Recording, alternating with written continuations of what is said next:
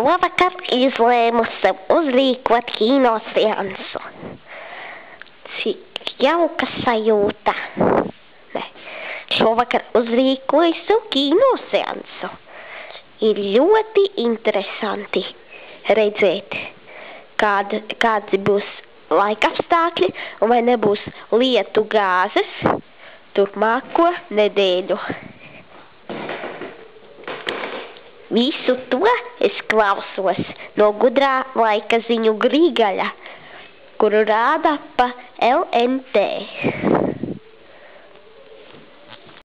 Viņš manī ieviesa tiešām lielu drošības sajūtu par to, ka personīgo higiēnu varēšu neievērot, ejot augstajā dušā, varēšu neiet jau kādu laiku.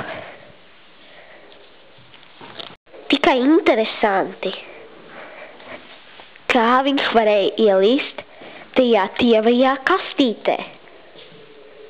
Tas taču ir brīnumaini.